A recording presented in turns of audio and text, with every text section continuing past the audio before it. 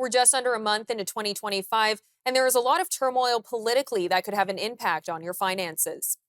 Parliament in Ottawa is prorogued while the Liberals host their leadership contest. And at the same time, Canada is just 5 days away from Donald Trump's threat of tariffs. The question lingers: what does the threat of tariffs mean for Canada's economy and financial wellness?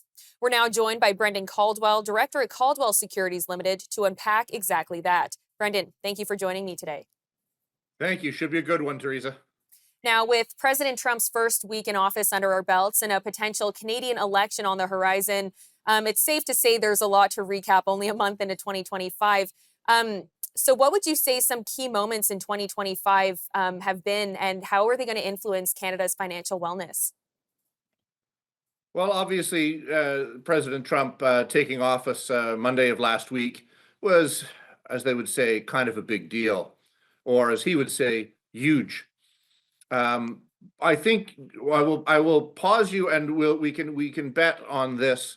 You said an imminent Canadian election. I do not think there will be an imminent Canadian election. I think the most likely scenario is that whether Chrysler Freeland or Mark Carney, who would seem to be the two most likely candidates, end up as the new Liberal leader and thereby becoming prime minister.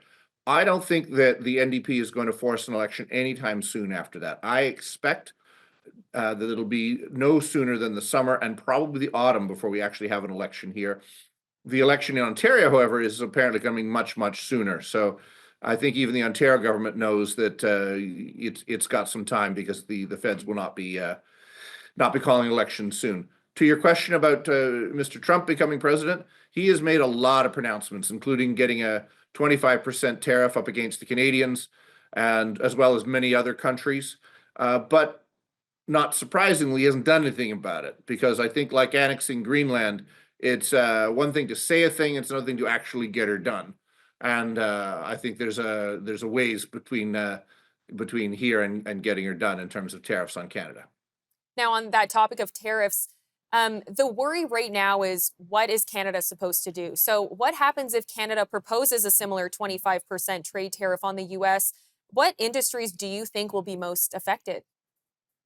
Well, I think all of Canada will be affected. Mhm. I do think that a knee-jerk reaction is probably not the right one, just because on a day one, February 1st or whenever, if the US were to do something or another country were to do something, it doesn't mean that we need to do something right back. It should mean that we have a parliament where stuff can be debated. I do think it objectionable, to say the least, that during this very important time, for the sake of Liberal Party continuity, that they've decided to have a suspend Parliament like they were King Charles I or something, while they get their act together.